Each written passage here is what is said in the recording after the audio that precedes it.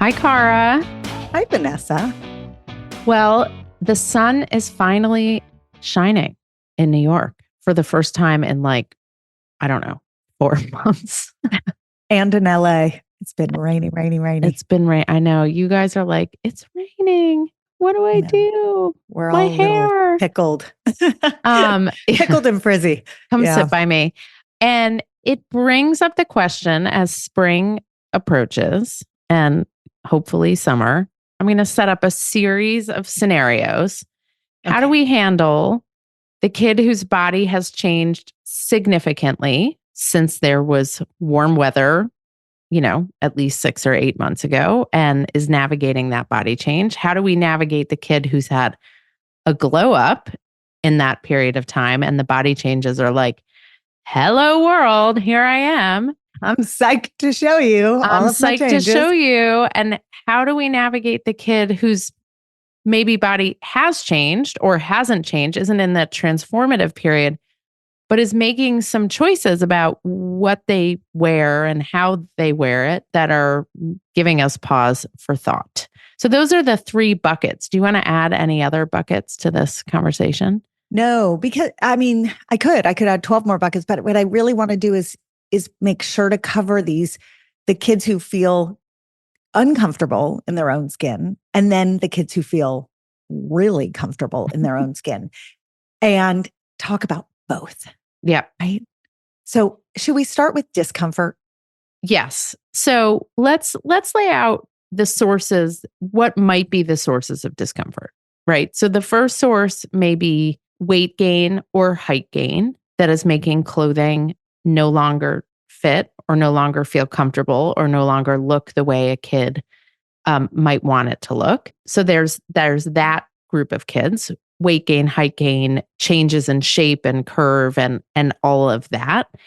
And then there's breast development. And when we say breast development and breast budding, we do not just mean in girls, right? Boys, 50% of boys have some version of breast development and have their own version of self-consciousness about how their nipples look in shirts, the same way that we're aware of girls feeling self-conscious or potentially uncomfortable in the way their breast buds or nipples look in shirts. And let's not forget about the group of kids who desperately want their bodies to shift and change. And nothing has happened between last season and this season. And their friends' bodies are changing, but theirs aren't. And that is a source of feeling self-conscious as well. So we're deep in the world of the self-conscious kid. Right. I want to spend a moment on breast growth, if we can. Yep. Because the comment you made about boys having breast development is so important. And most adults don't realize it. This is not, I haven't seen the data actually about whether this is generationally different, the data about breast buds or gynecomastia, which is the diagnostic term for when there's male breast development. And remember, breast buds, there's this sort of small, I always call it stack of dimes underneath the nipple, and the area gets a little bit puffy. That's the very beginning of breast growth. Sometimes you see breast bud with that little hard bud, and then they retreat a little bit, and then they start to grow. You often see one side and not both sides at first. And the data suggests that 50% of all males will have 1 or 2 breast buds at some point during their path through puberty. And some number of them go on to have breast tissue development. And it almost always recedes. It doesn't always. So there are some guys who end up getting medical care because the breast tissue has not gone away, and they feel very self-conscious about it. But it's important to realize this is a normal path through puberty. We all have estrogen in our body. Breast tissue is sensitive to estrogen. Males have breast tissue.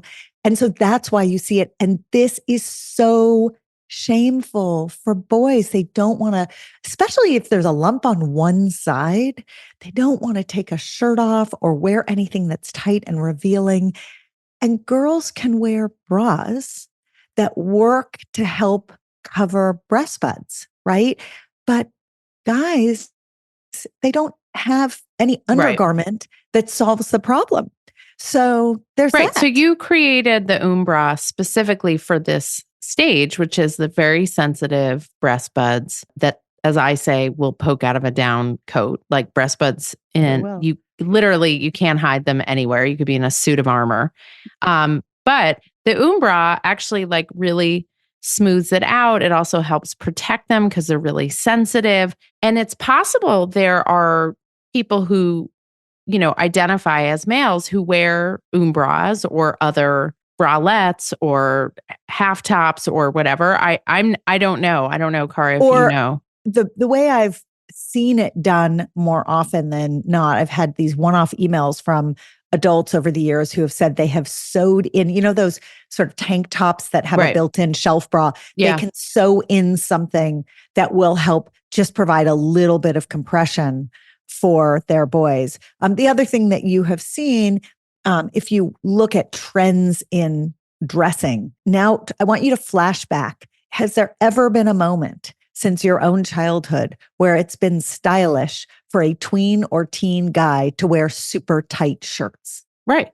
Totally No. not. So Right. here's the challenge with the For that reason, current right? style in shirts is the sort of dry wick sports shirts are what I call nipply. So no matter your gender, even fully grown people who have developed their breast or developed their pectoral muscles or whatever, the nipples are like, it makes them 100 million times more visible. And so I know that boys who are in puberty, who are developing, really shy away. And even now they make like collared shirts in that fabric. And the boys I've talked to are like, not a chance in hell. So they look for like a heavier weight shirt in a cotton as opposed to this sort of dry fit shirt, because that just shows every nipple. It would be like if I put them, if I wore bottoms in those, it would show every dimple of my cellulite. So for the kids, sorry, that was like a really graphic description.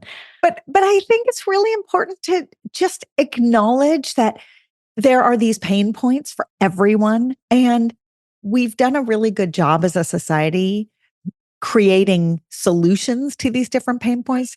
We haven't even acknowledged, I mean, this podcast always acknowledges male breast development, but the world in general hasn't really acknowledged. And I will say, just on a side note about UMLA, that one of the reasons we felt so strongly about creating gender neutral products was because there may be some people who want to wear something that just covers them up and helps keep some tissue down, and who cares what their gender is? Like, right. You do you, right?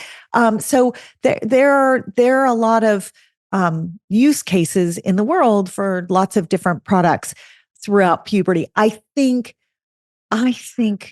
that the issue of breast development is so fraught because you've got male breast development, right? So that's it. And then you've got female breast development. And female breast development, it's like, and we've talked about this before, you go to put on a bathing suit. And as soon as there's breast development, as soon as there's breast budding, you suddenly have what looks like a completely see-through situation in a feels so one revealing, piece, right? Like, yeah. One Piece was supposed to be the more innocent looking bathing suit, and somehow you just see everything in that one piece. So people put ruffles, or people put, whatever decor they can across the top to help essentially just cover up emerging breasts. But in this ironic way, sometimes bikinis cover more, even though they cover less because of the way they're constructed, until suddenly there are full form breasts and bikinis. I mean, I was in a bikini store the other day, and it is amazing how little material is used in bikinis today. It's like, it's jaw dropping to me. And I live in LA. Like, this is how people dress, right?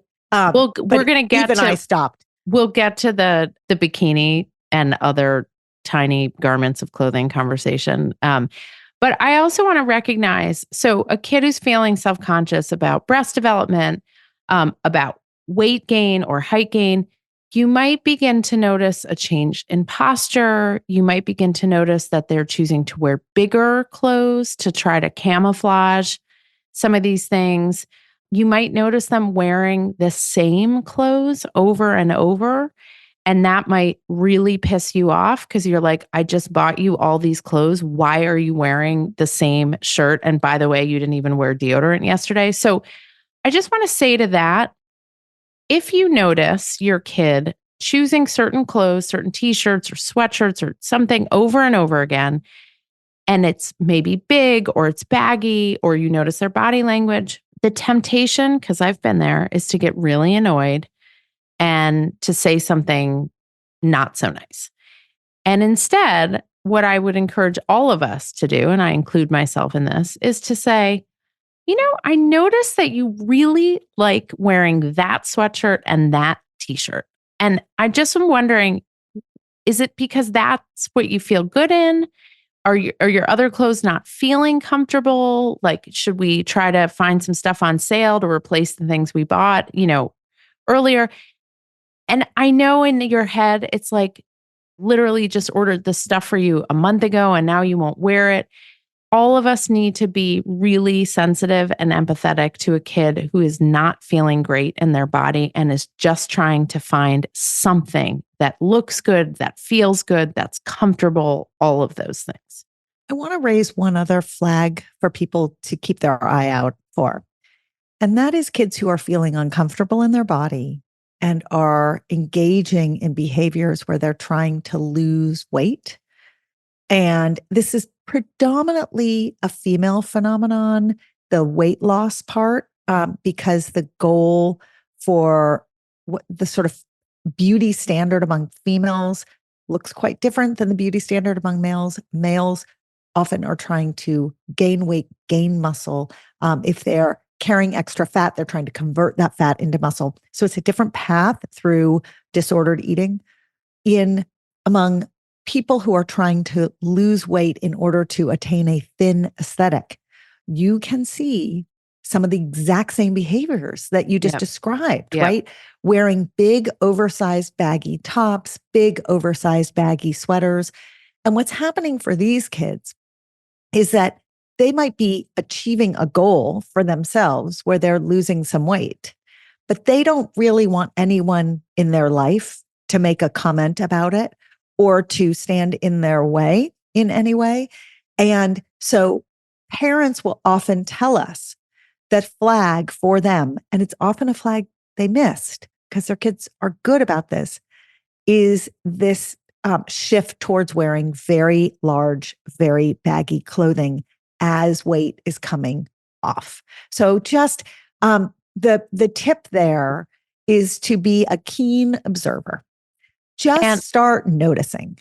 I also heard from a high school guidance counselor who tipped me off as well. If kids are wearing weather inappropriate clothes, like the weather's getting really warm and this kid is still in long sleeves and sweatshirts, to make sure you see them without all that. I'm not saying as an educator, but as a parent or a guardian, that you see their sleeves, them without long sleeves on because of concerns of self-harm. Self-harm. I think it's really, really important to bring up. So cutting typically happens on arms or legs. Right. And so the covering up there can be the hiding of self-harm. And it, to answer the hanging question out there is, okay, so you see something, now what do? Right? Do you say something to your kid? It really depends. It depends upon the circumstances. It depends upon the relationship with the kid in your life. It depends on their mental health and where they are. You'll never go wrong by seeking help about how to manage it. If a kid is cutting, they have to see a professional mental health professional. You can't let that. No, but you as the adult may need to reach out to a pediatrician, a therapist, a psychiatrist, a counselor first before you engage the kid to figure out what the most effective way to engage a kid would be. So don't be shy. But that's not a situation that's going to resolve itself. But as Cara says, every personality is different and you may need to kind of call in the cavalry to get some guidance about how to handle it. Get help with that kid. And in fact, with all of these scenarios that we've gone through about kids who are not comfortable in their skin, have a low threshold to pick up the phone and call the healthcare providers who take care of that kid and get some advice, because they can save you a lot of heartache and a lot of sort of back and forth with a kid. They can give you tools and language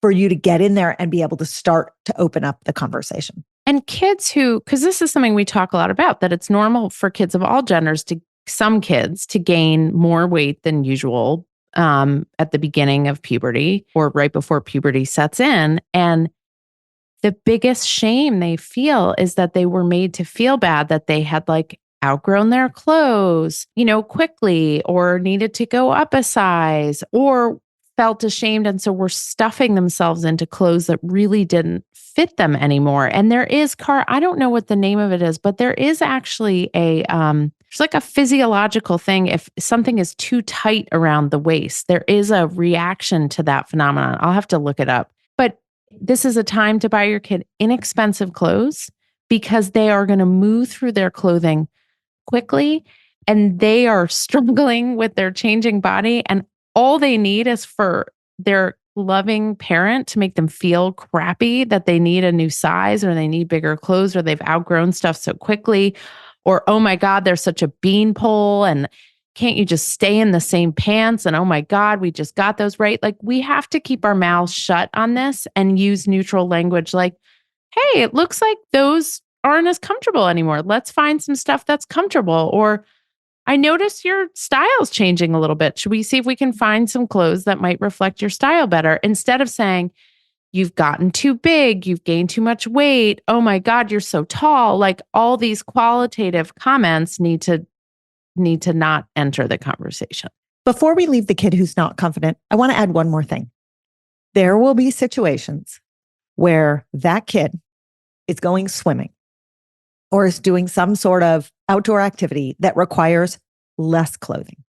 Vanessa, just 1 minute on walking people through that language. So here's what we don't say. We don't say, what the hell are you doing? Get in the water. Everybody else is in the water. Why are you still wearing your t-shirt? What's wrong with you? We came all this way to the beach and now you don't want to go in the water. I don't understand why we're here. I could have done 25 things today. Now you don't want to go in the water? Get in the water. Take off your shirt. Right? It's like every parental annoyance, which is totally, totally valid. We can feel annoyed. That kid has a really good reason for not wanting to take off their shirt, for not wanting to get in the pool, for wanting to be the kid who's throwing the football back and forth from the side of the pool instead of getting in the pool. And so our job as parents is to see if we can kind of gently get a little more information, like, oh, I'm surprised you don't want to get in the water. Oh, okay. Anything you need so that you feel more comfortable? And they'll probably say no. And you say, great. I'm here. If you need me, I'll be over there reading my book. Right.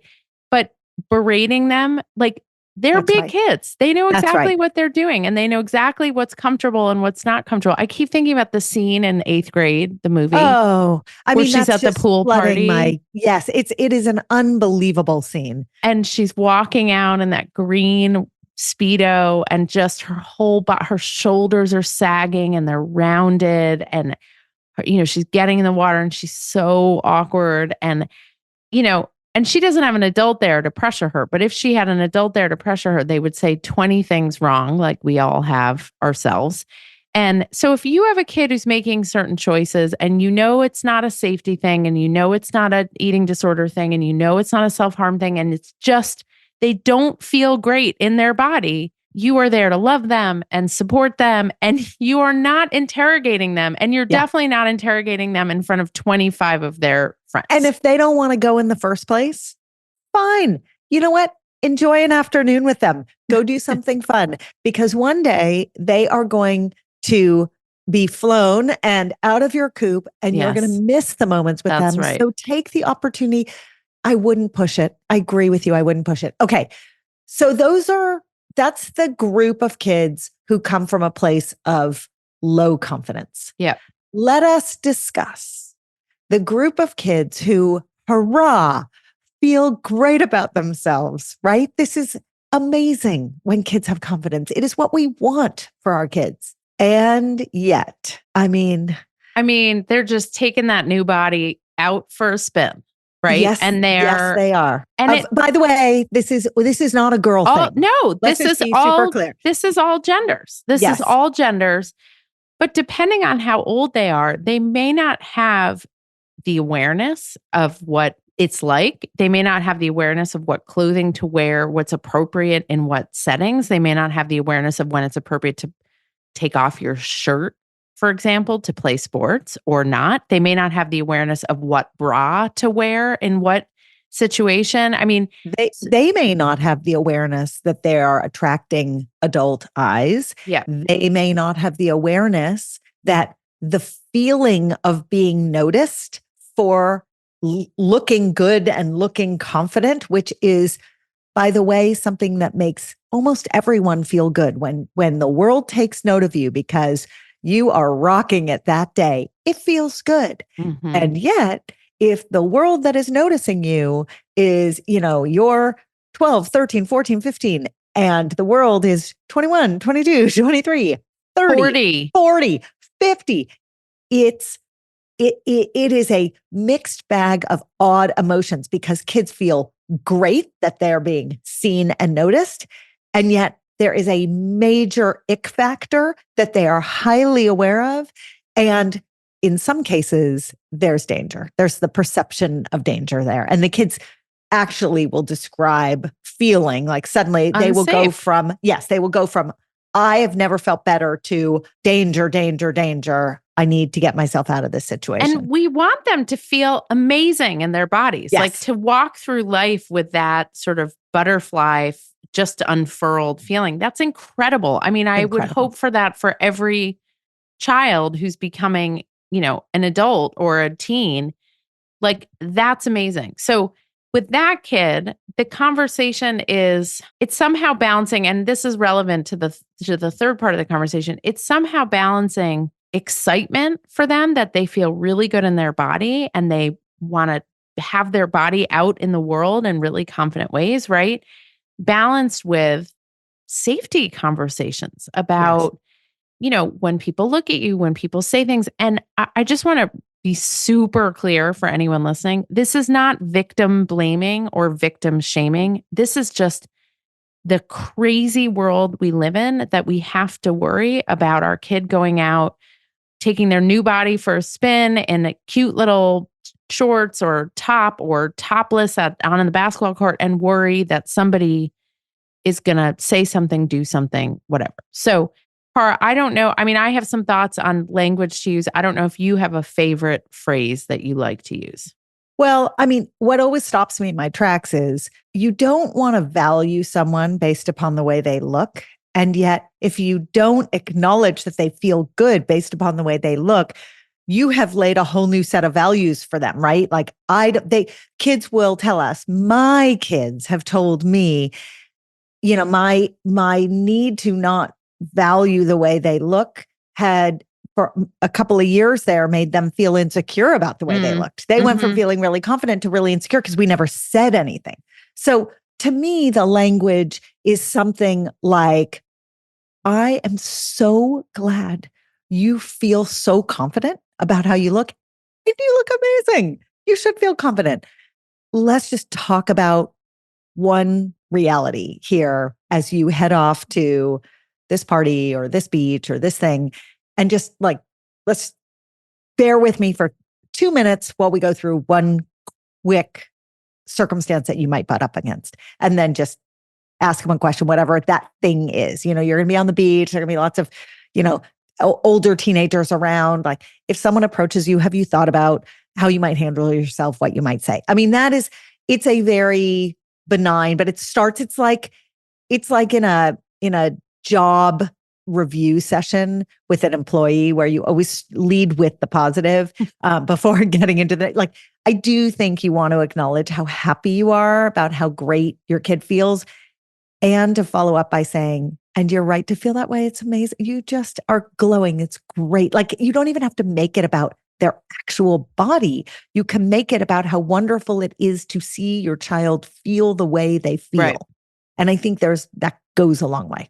And I think reminding them, which is something we talk to adults about a lot, that kids can look a lot older than they are. So you might be at the town pool and you're 12, but you look 16, and a 16-year-old might look at you and say, okay, this is someone I could approach, in a romantic way, not realizing the kid is 12. And so part of what we need to help kids do is figure out the language and the behaviors when someone thinks they're a lot older than they are. And not even the scary stuff, but in a totally benign way. And it's something like, I'm 12. I don't know if you knew that, right? Like That's it. It's as That's simple it. as that. Or like, But go, Vanessa. no, Do the other no. one. I know I get so aggressive when I think about kids being unsafe or feeling unsafe or in uncertain circumstances. And my language always gets like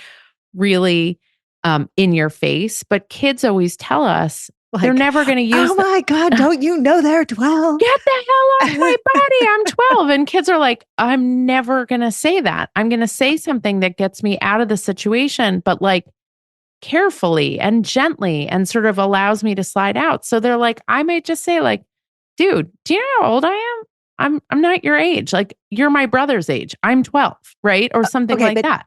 But I have two side notes. One is, let us not forget that the attention sometimes feels good. And so Right. we have to That's have, right. that has to be part of the conversation. It's like when someone approaches you, it might actually feel good, and that's fine. You might be very flattered and it might be very exciting. Still, this is the conversation to have. I right? mean, I keep thinking about like, how do you recognize to a kid that it feels good and also freak them out enough to not make them want to seek it afterwards? And Yeah, I'm like, come sit by me. well, and I'm thinking about the conversation I had, the story how I took my youngest to see a comedian. The comedian, it was like all about blowjobs. Like it was like 20 minutes of blowjobs, and he was 11 at the time. I know, great parenting win by me. But it allowed us to have a conversation about blowjobs. And he was like, yeah, why would anyone do that? Like that's disgusting. And I said to him, for someone your age, that sounds disgusting, which is exactly why it is not an appropriate thing for you to be doing with somebody else. And so part of me is like, what could you say to a 12-year-old who's like really thrilled to be hanging out with a 16-year-old? And part of me is like, so you know how you want to like hold hands and like send each other funny things? That person actually is interested in blowjobs. So like, yeah, that's not what you have to say, but somehow you have to set up the like different mindsets for a kid. So they're like, gross. Yeah. And here's the other piece of it that I want to shine a light on. The town pool may be social media. So Great this point. is the Great really point. big shift. Yeah. Is that this happens not once or twice in the spring and then all summer long. It happens all day, every day. Yeah. And kids are taking and editing pictures of themselves to put out into the world that they feel really good about. They're feeling confident and they want to put it out in the world. And what do other kids say? Gorgeous, you're amazing, right. Beautiful, OMG, OMG, OMG, OMG, right? All of this. And it's lots of positive feedback for this same phenomena.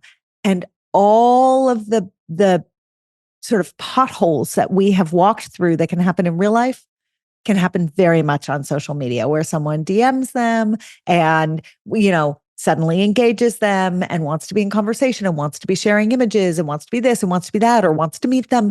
And they are in way over their head. And so that is a good analogous conversation to have about social media. And we will do a separate episode about the topic of specifically how to handle legal issues and really concerning issues on social media, things getting posted without permission, catfishing, asking for nudes, dealing with kind of revenge porn. We will do a whole separate episode on that. But I will say, if your kid feels like you have demonized their social media use to the point where they will never come talk to you about it, you actually lose a protective factor in terms of your kid's social media use. And so being a curious, interested adult in conversation with a kid about social media, instead of saying it's the devil, is actually a way to keep them safer in their social media use as That's opposed to right. less safe. But we'll cover that. We've gotten some questions on that. We will do a separate episode on that. So, Cara, let's cover the last topic, which we covered a couple of years ago in an episode called Parenting Without Judgment. And it was about all the ways that one can be judgy of kids, of other adults, of other parents. And we talked about it a bit, which is like, what do we do if our kids want to wear stuff that, like, the weather's getting warm, the shorts are getting shorter, the t-shirts are getting tinier, the bathing suits, as you just said, are like barely cover a vulva. I mean, what do we do? And they cost the same as the one. I'm like, I know. the lack of, You I sound just like my wanna- Can I just grandmother. vent for a second? Like the bikini bottoms used to cover your entire bottom and now they cost more and cover half. And Okay. now they go up your butt crack on I mean, completely. purpose. Yes. Yeah, for people who don't know, one of the styles right now is what you only used to see on Brazilian beaches, which is the bathing suit bottom right up the butt crack. And now that's like standard operating procedure. It really is. That's what's for sale. Frankly, that is what's for sale. So it's, want to contend with it or not, and there are lots of places that have alternatives and lots of very accessible stores and, big box stores, and great. Okay, go for it. But don't be surprised when your kid comes to you and says, "Oh, hey, I'd like to buy one of these." And you're like, "Where do you see that?" Everywhere. So, it's an interesting thing because this question really has a tremendous Venn diagram overlap with both groups. So you have the insecure kids who may be emerging out of their insecurity into ever shrinking clothes or more revealing clothes as the weather is getting warm, which is a positive thing in some ways. And yet you might be struggling internally with how you feel about that as a parent. And then you've got the overly confident or confident kids who the weather is changing and they're like, woohoo, I can do this 24/7. And again, you may feel great about their confidence, but you may be struggling with how to manage. You're looking at 6 long months ahead of being relatively uncovered. And again, to this point, you and I talk about this a lot. We have different opinions on this one.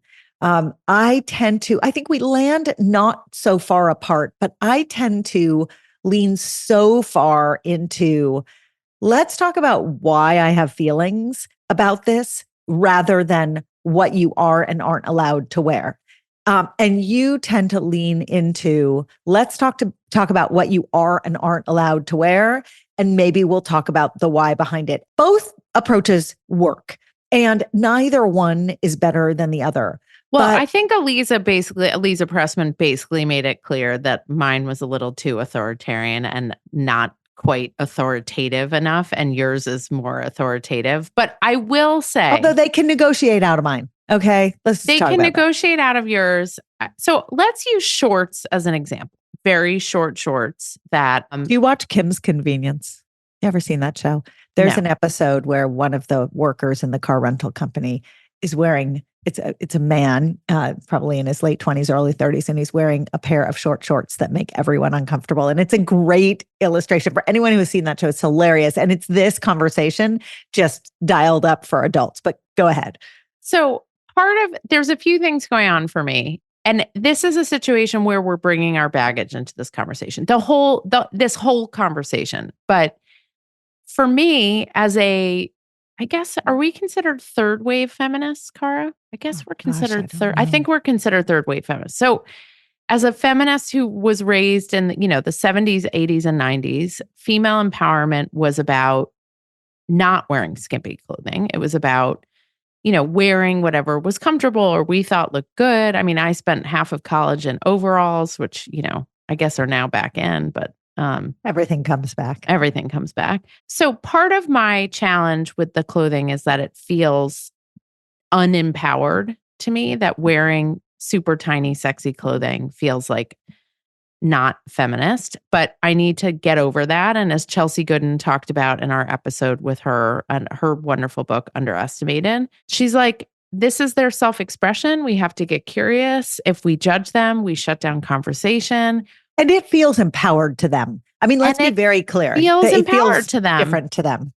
I would never have felt empowered in those shorts. I didn't even like wearing shorts when I was that age because my butt was the part of my body that I felt self-conscious about. I mean, if I put on a pair of those shorts, I swear to God, I wouldn't even be able to leave my bathroom, let alone my house. But I love that kids feel good enough about their bodies. Here's my real concern about those really short shorts that are like so tight up against their vulva is like, I'm like, you are going to get a yeast infection. Yeast. Like, and I, chafing, my yeast, poor all of it. daughter, I've said to her, like in public, like she'll try to get into the argument with me about shorts. I'm like, do you want a yeast infection? Because they suck. And I've had so many yeast infections in my life.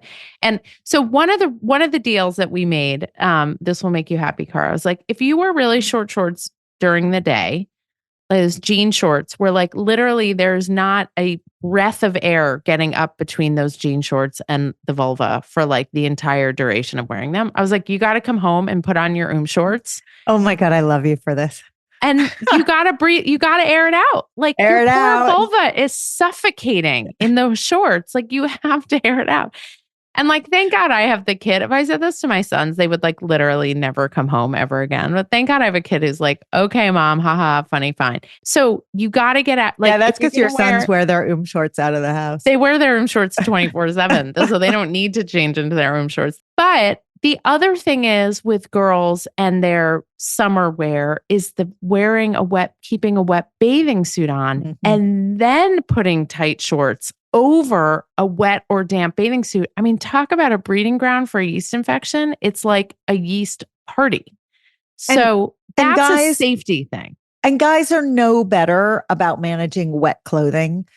So, the number, again, Los Angeles lifestyle, to and from the beach all the time, the number of times that guys are just sitting in wet bathing trunks.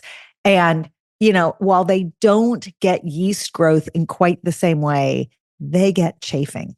And they get rot. Yes. And so it's really, they got to get the same advice. And the weirdest thing now is that teenage boys wear underwear under their bathing suits. So they don't want their penises to be so like sticking out. And so they wear, and I'm like, but what's the point of wearing a bathing suit if you're wearing not bathing underwear underneath? And anyone who wants to write in about this, bring it. This includes bathing suits that have a little built-in underwear. They cut the built-in underwear out. Yeah, so it's like this whole phenomenon is very interesting. I don't understand it. And then when I ask, I'm like an idiot. So I'm just like, okay. Yeah, this is one we cannot get answered in our own homes. So you ask in your home. So, I mean, we all have different rules. Also, I'm in New York. My kids have a dress code, right? No crop tops, no tank tops. Can a bra show? I think because so. I've been fascinated. This is a big shift from prior is, it used to be when we were growing up that you would want to match your bra style with your tank top style, right? So that your bra strap didn't show. And now, again, like look in any catalog, on any Instagram post, look in magazines, ads, bra straps stick out of everything. There is no attempt to, if you've got a racerback tank top, you can wear a straight bra strap and fine, you do you. And so it's very, there's a lot of showing that goes on. Yeah. I mean, so sometimes you're in a community at a school, in a religious community where the rules of the community do some of this line drawing for you. The problem is they don't always do it in a healthy and safe way, either emotionally or physically. There's a wonderful Instagram account called Being Dress Coded. And she calls out all the news stories around the country about people being dress coded, people not being allowed on airplanes because of what they're wearing. And it's very anti-woman. It's totally misogynistic. It doesn't happen to men. Although the tank top rule at my kids' school is for anybody of any gender, because boys, the way they wear their tank tops, it's like basically their nipples, like their entire torsos are sticking out. So in terms of people struggling with like drawing the line about certain clothes and certain things showing and certain things not showing, it is really a very personal choice. And it depends on where you live and what community you're in and what your personal reactions are. And I would encourage people to think first about why are they reacting the way they are, right? Have they been sexually harassed and it feels deeply unsafe? That's right. Are they worried about other adults in the community judging their kid? Did they have body image issues that inform how they choose to dress? And is that informing how they're reacting to their own kids? So the first order of business is actually to think about our own stuff and figure out where our reactions are coming from. I mean, isn't that just one of the 3 core tenets of raising kids through puberty, right? Yes. Like, identify your own baggage, step 1. Leave it behind you, step 2. And try again. And when you get it wrong, take a do-over, step 3. I mean, that's really... Right. So if you say to your kid who wants to wear, a crop top and super short jean shorts where half their butt cheek is hanging out, yeah, you look like a slut and, sorry, you can't wear it. Like, you're not my kid. That's really not what we're going for here. That may be what your internal monologue is in your own head. And be prepared for the following answer. Don't slut shame me. Don't slut shame me. And that is a whole other episode, because that is actually a very important conversation to understand. These kids are growing up in a world that is very complicated.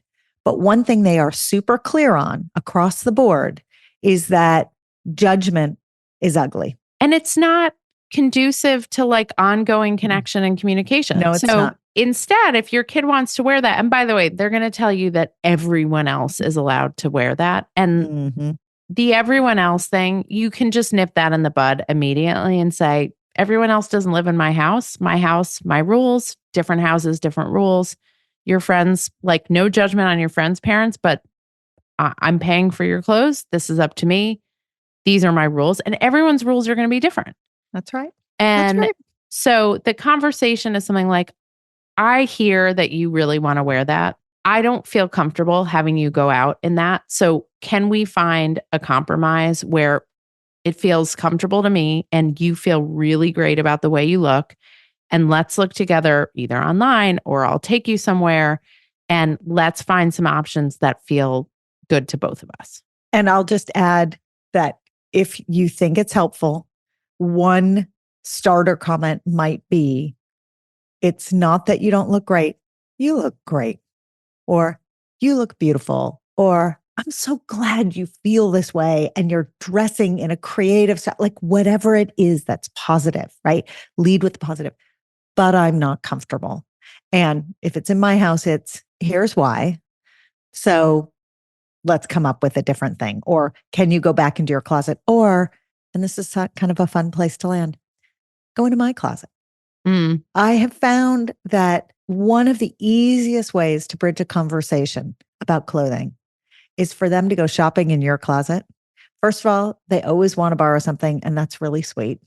And second of all, they make endless fun of the things you have and the things you wear. And it makes it bi-directional, this conversation. Right. And it allows for some levity. And at the end of the day, we all have to laugh a little bit, because otherwise it's just us yammering on with our rules and it feels bad.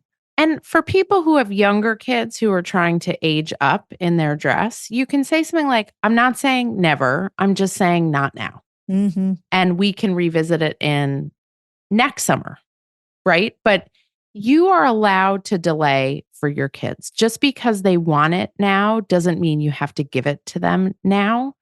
And it's perfectly your right to delay and not say, no, it's never going to happen and shut it down that way, but just make it clear this is not the time. Vanessa, it's a beautiful day in LA. I'm going to get off this podcast, walk outside. I'm not telling you what I'm wearing. Don't tell me. Don't tell me. You can, because I won't judge you.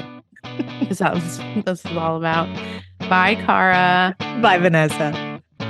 We absolutely love hearing your feedback and getting all your questions.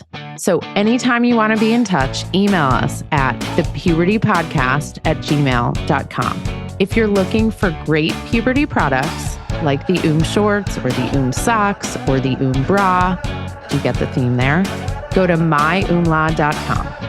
If you want more content, you love what we do on the Puberty podcast, and you want to have us come speak or learn more about our book or subscribe to our amazing newsletter, The Awkward Roller Coaster, go to orderofmagnitude.co. Remember, it's .co because we don't have enough money to buy .com yet.